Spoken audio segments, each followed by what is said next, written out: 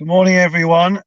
Apologies that I am not in my usual location, but as you can imagine, it's Erev Rosh Hashanah, and it is rather pressurized. But I did want to see and to speak to all of you, and to thank each and every one of you for your support and for your commitment over the last however many months that we've been doing this since the lockdown began. Today's learning is dedicated, and we are going to learn something.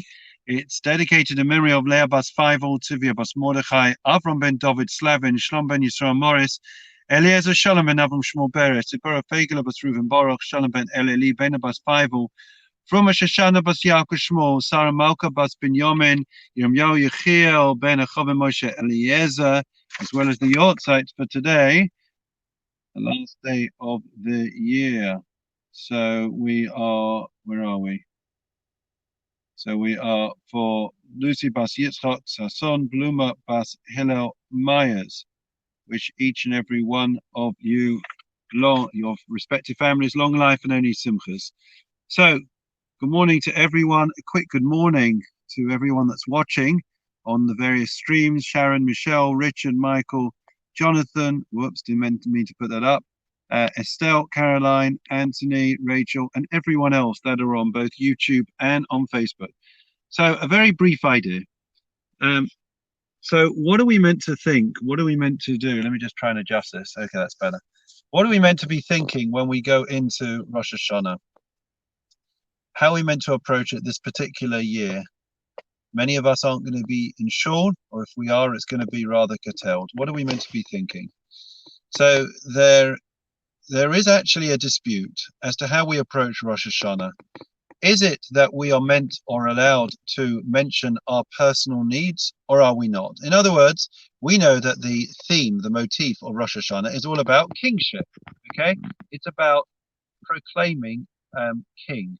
If God is king, we are his subjects. If we're not his subjects, then he cannot really be considered or acknowledged as king over the whole of this universe. And therefore, it's HaMelech. That's what we shout out. We change HaMelech HaKadosh all the way through. We speak about kingship.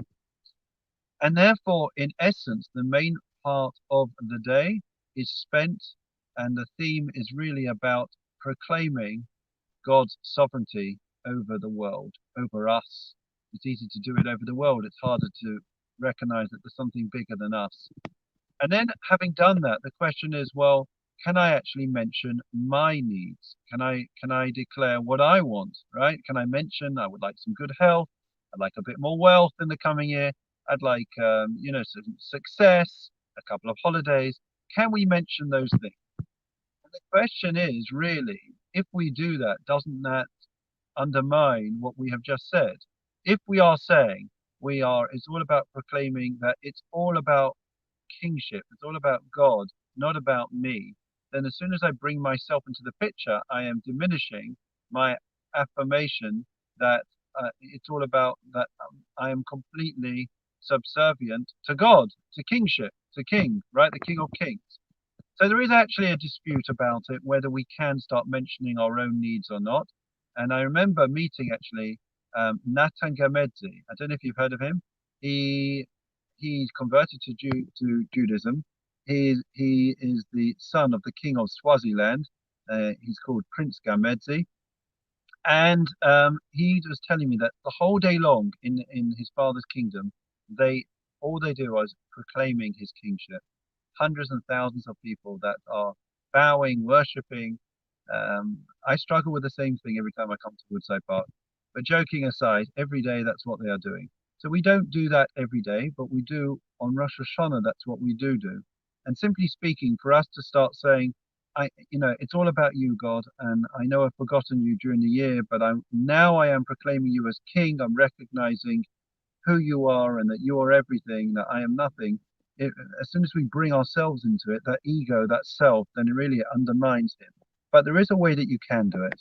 And our sages tell us the way to do it is, if it is that what I am asking for is in order for me to serve him, then it is possible. Okay?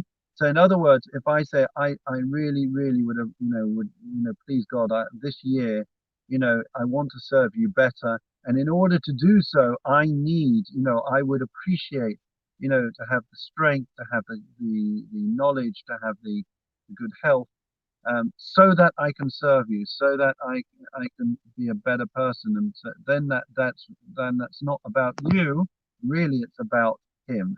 So that's the approach that we are meant to have.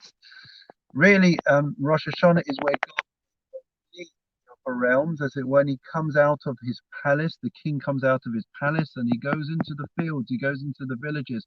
He wants to see how his subjects are doing. Are they going to be loyal? Are they committed to him or not? And there's a story that goes as follows.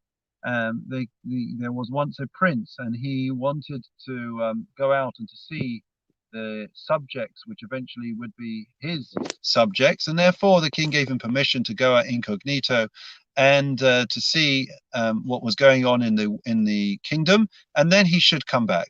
Gave him a time limit.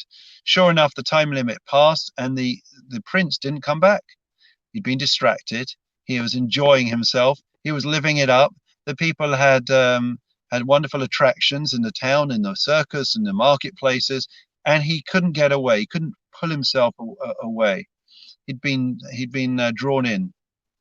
The king says, "You know what? I'm going to go and see my prince, my son himself." And so the king goes out, and he goes to see, and eventually he finds his son, and his son is at the bar. He's drinking, and he says, "Oh, my father, I'm so glad you're here. I need you to take me away from this place. It's so many distractions. I've been drawn after these things. I want to be a prince again. I want to be drawn back. I want to come to the palace again." And of course, that is exactly the analogy which is a fitting for us when it comes to Rosh Hashanah.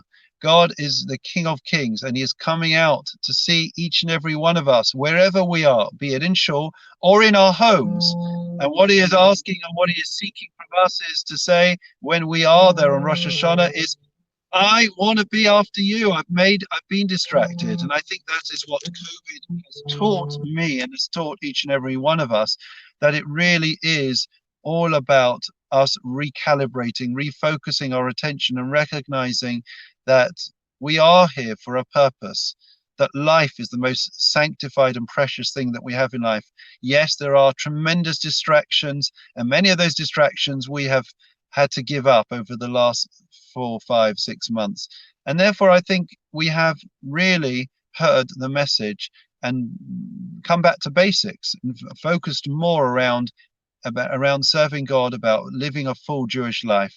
And that is why we have such a strong core, a strong group, that we learn together every day, and that we have covered so many books, and I have learned as much from you as you've learned. I'm sure you've learned from me and from the books that we've learned together.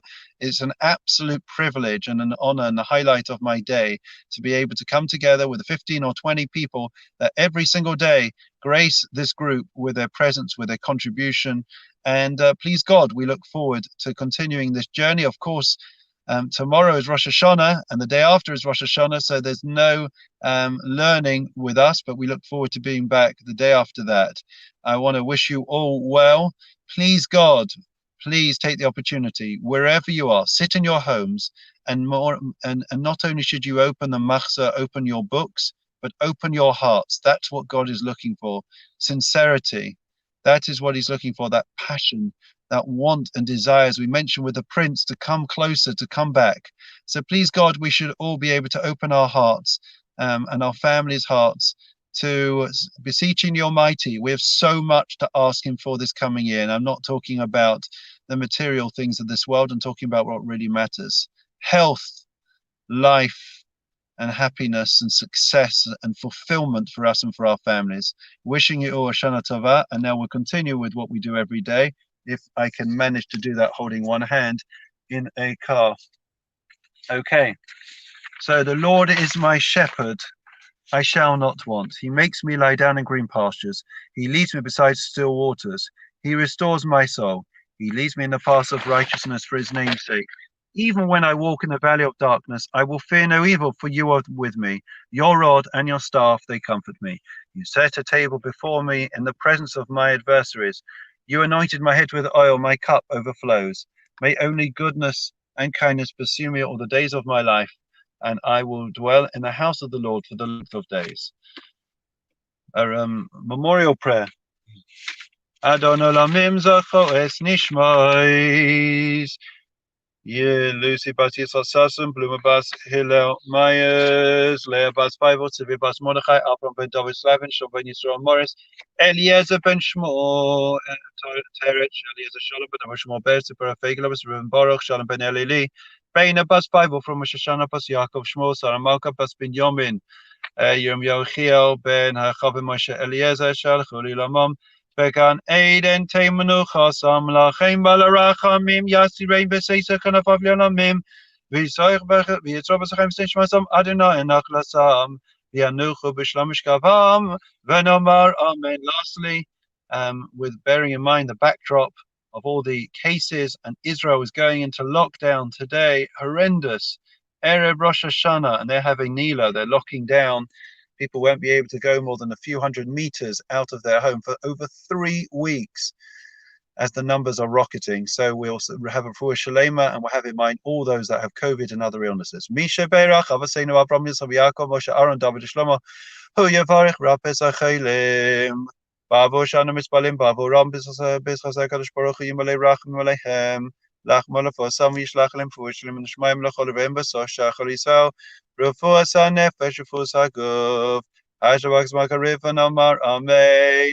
At long last, we can wish each other a Shana Tova Mutuka, a sweet, happy, and most importantly, a healthy new year for you and for your families. A Kasiva Chasima Tova, may you all be inscribed in the book of life. Wishing you and your families well. Chag Sameach, Good Yontov, all the best, and look after yourselves.